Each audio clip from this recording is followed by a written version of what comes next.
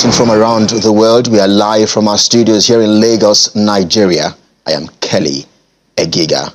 Let's get things started now with developments in the Israel-Hamas war. We now understand that Israeli military raid appears to be continuing in Gaza's Al-Shifa hospital, where thousands of people are sheltering in dire conditions. According to Gaza's civil defense spokesperson Mahmoud Basal, the facility is besieged by Israeli forces.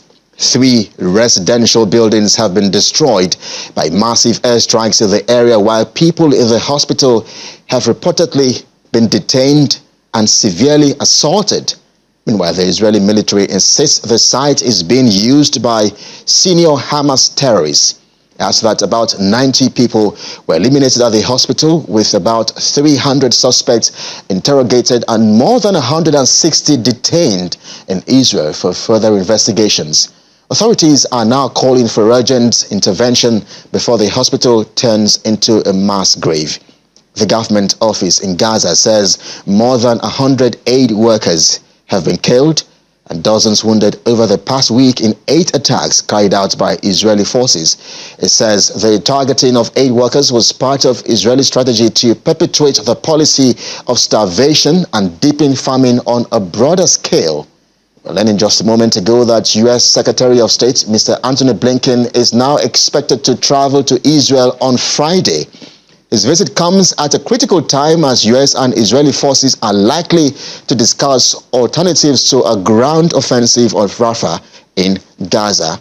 Elsewhere, ceasefire talks between an Israeli delegation and mediators from Qatar, the U.S. and Egypt are ongoing for a 3rd day in Qatar's capital, Doha.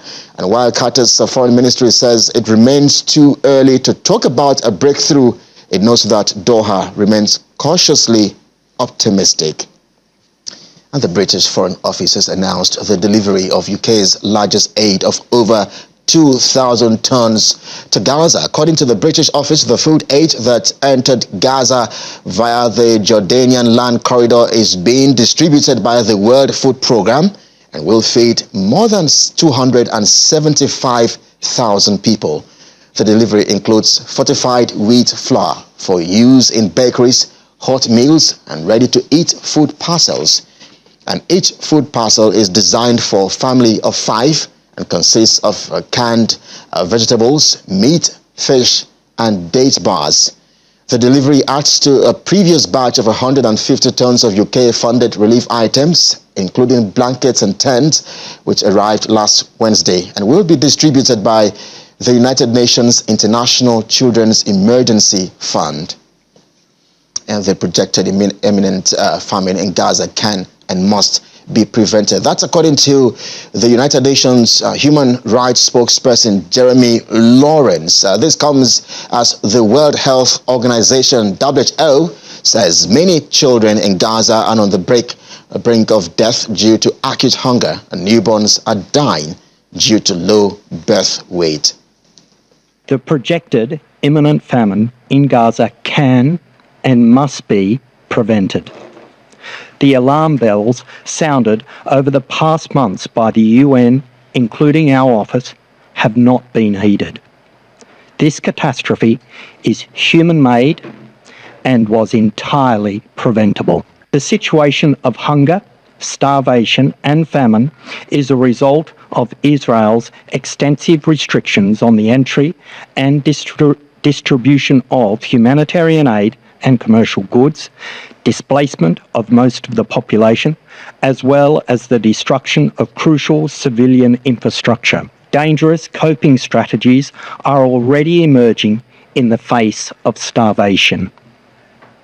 Law and order is breaking down as people become increasingly desperate, and children have reportedly been sent to make the dangerous journey from northern to southern Gaza, unaccompanied in the desperate hope that they will find food and support among the 1.8 million people already displaced there. Israel, as the occupying power, has the obligation to ensure the provision of food and medical care to the population commensurate with their needs and to facilitate the work of humanitarian organisations to deliver that assistance. In the meantime, the United Nations Office for the Coordination of Humanitarian Affairs is warning of mass casualties in parts of the Gaza Strip as a result of dire food shortage. Officials note that all coping mechanisms have been exhausted and a ceasefire is absolutely needed urgently to allow for a substantial influx of food aid. All coping mechanisms have been exhausted. And mind you, the coping mechanisms we have seen the past weeks, even months, are people eating bird seeds, animal fodder, wild grass, and weeds. So they have consumed that already. We are beyond that. There's literally nothing left. These are also not projections whereby they say this is probably going to happen by the end of May. They say it is most likely happening within a period that started 2 days ago, mid-March. So famine, what they are saying clearly is that famine thresholds may already be the case in northern Gaza. What the doctors and medical staff are telling us is more and more they're seeing the effects of starvation. So they're seeing newborn babies simply dying because they're too low birth weight. They're seeing the pregnant women who are coming in are also underweight and suffering the complications that occur if you are trying to carry a pregnancy and you lack the nutrition. None of the things we are seeing existed before these hostilities began. And it's going to take a flood of aid to reverse it, but it can be reversed as of now if the hostilities stop. And I would ask those who say that there's some sort of military objective that they think they need to achieve, I would ask them to look into the face of a child in Gaza and explain to her why their military objective is more important than her life.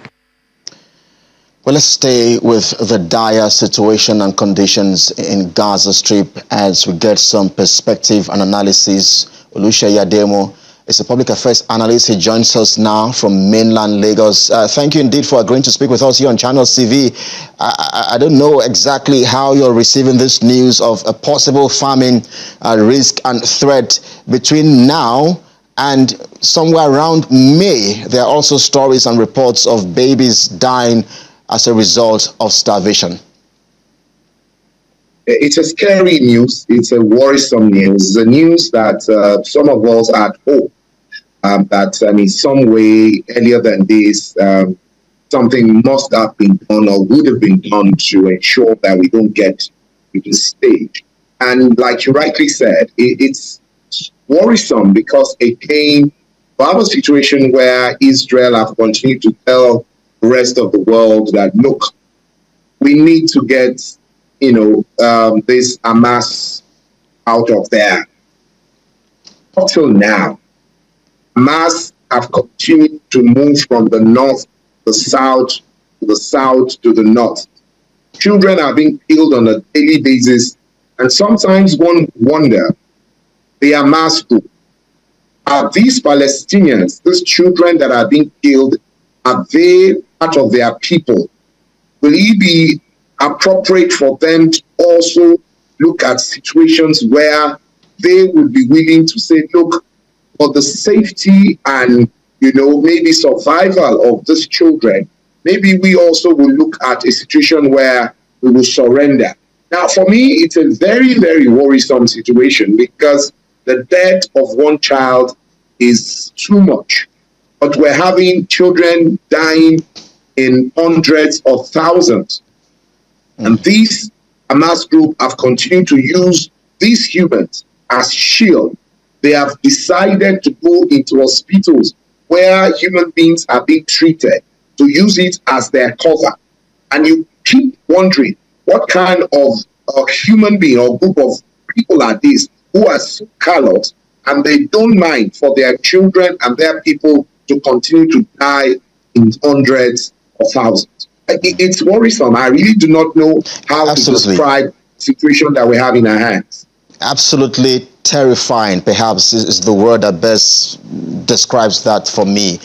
And some critics believe that Israel's latest attack on Al-Shifa hospital, we understand it has been ongoing now for the past 48 hours, shows that rather than eliminating Hamas, Israel is attempting to eliminate anything that walks or breathes in Gaza. What do you say? Now, again, like I said, as a person, I'd advocated even right from the beginning that Israel probably, could have other options and do things in a way that would, not, we will not have a case where children are being killed and they're going to hospitals to attack. But I think it will be also unfair of us to think that, Israelis are just people who like to just kill children. Or, the aim is just to go there, just kill people for the sake of killing them. They also have their people, who have been taken into captivity right now, and they've been asking for them to be released. The question is the negotiation that is going on. How much is the Hamas group willing to give?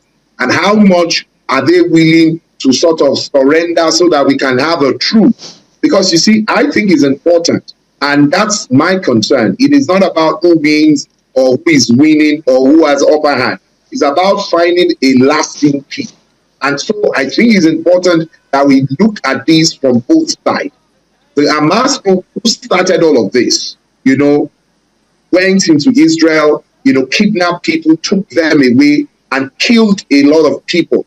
The question is, what are they doing, or what are they trying to give at a time like this so that these killings would reduce? Because at the end of the day, you don't expect Israel to just pack their arms, leave the place without getting their people being returned back to them, without ensuring that their lives is saved, all of the things they've moved on ground.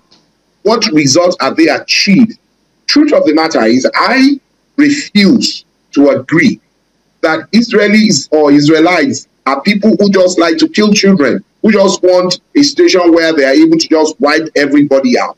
And so those are things we all need to consider as we look at this and interrogate this very dark problem that is in our hands. Because truth of the matter is, nobody will see, the graphics or the kind of picture that you're showing us right now and will be happy with what is happening. But again, what can be done on both sides is a question we need to continue to ask ourselves so that we can all get out of this problem that we have found ourselves. Mr. Ademo, according to latest reports about 24 hours ago by the United Nations, over 13,000 children have been killed.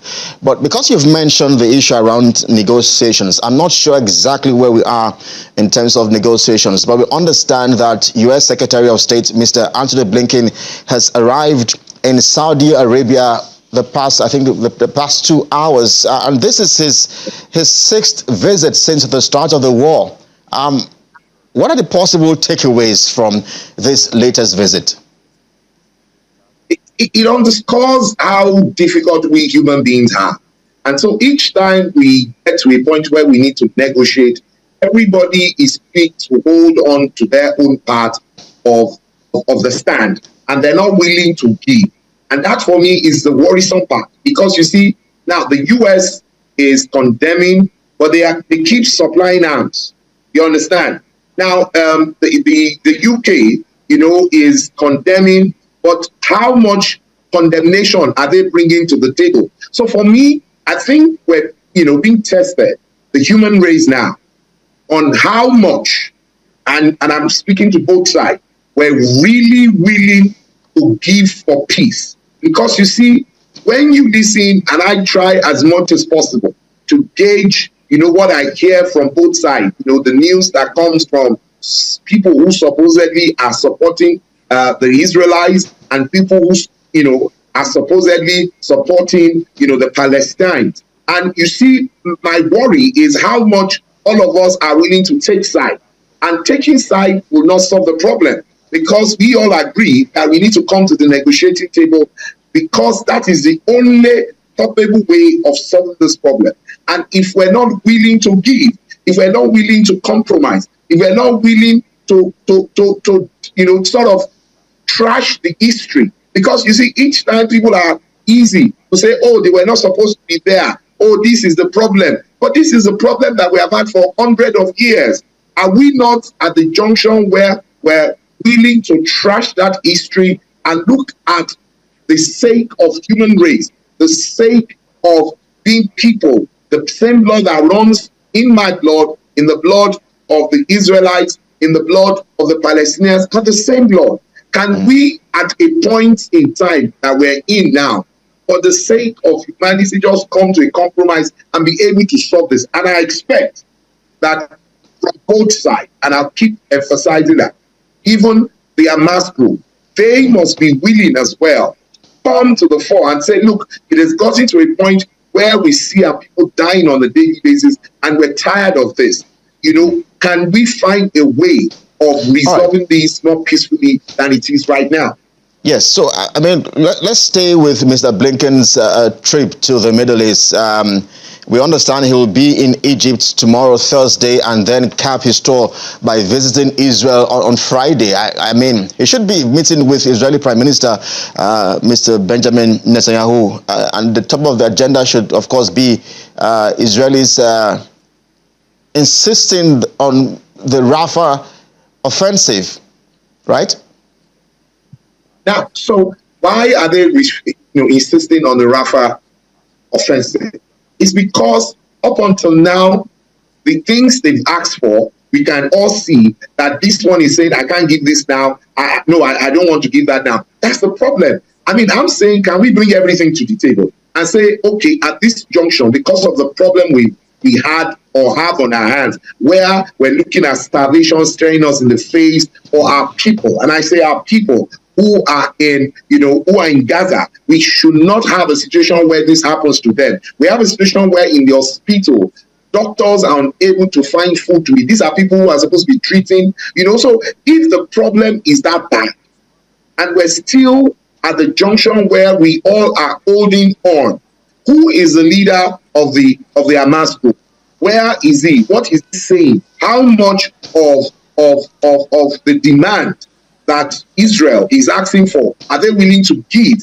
Because at the end of the day, whether it is 100, whether it's 200, Israelis who were living in their house, not knowing what will happen the following day, all of a sudden have become refugees. Nobody even knows the kind of treatment they are getting. Like I said, I do not agree that one person should die, or what the Israelites are doing is right. I can never agree to that. It is wrong. No human being should be killed or be treated like these people are being treated right now. And I mean our people in Gaza. But the question is, how much are we willing to give from both sides? So Secretary Blinken have been here 6 times. And in some way, if you really sit down and look at it, it comes, they talk, nothing is agreed upon.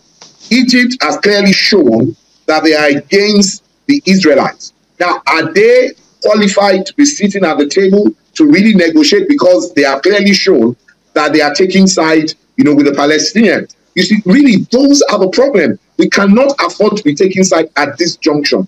The only side there should be is the side of humanity, of peace, particularly at a time like this where our brothers and sisters, Muslims, are fasting. This is a time of peace, and I think it's an auspicious time where we should all take and seize that opportunity and be able to come to a resolution so that peace can return to our world. I mean, I would like to just stay on the issue of negotiations, because Qatar's foreign ministry has been quoted as saying that it remains too early to talk about a breakthrough in the negotiations. And it says Doha remains, quote, cautiously optimistic. We had all prayed and hoped for a possible ceasefire before the holy month of Ramadan. We are already in day 20 and we do not have that truce just yet. So I wonder, as the holy month of Ramadan begin to wind down, are you optimistic about a possible ceasefire before the end of the fasting period? My hope is that this stops tomorrow morning or even tonight, because 1 hour more is a lot of debt for our people in Gaza, which we all reject and we do not want. The whole world is rallying around and saying we do not want this to continue. We don't want starvation. We don't want our people to keep dying in Gaza. But again, I only hope that this group that is leading the people that have continued to run all over the place and have continued to use these people as human shield would be humane enough, would be responsible enough to stop this and stop using their people as shield and be willing to say we cannot go on with this. Because you see, if they keep going under the tunnel, if they keep, doing what they're doing and running and killing, because you see, what again people or we all refuse to talk about is the fact that as all of this are, is going on, Israelis are dying. Soldiers are being killed on a daily basis as well. So those are things, those are the dynamics that we need to really, really speak to so that we can have a situation where we can really get a truth that we all deserve. Absolutely. Absolutely. And we hope that Mr. Blinken's visit indeed would have some positive takeaways. His 6th visit in the Middle East since the start of the war on October 7 last year. But thank you indeed for your analysis and perspective on the program, public affairs analyst, Mr. Oluseyi Ademo. Thank you so much for having me.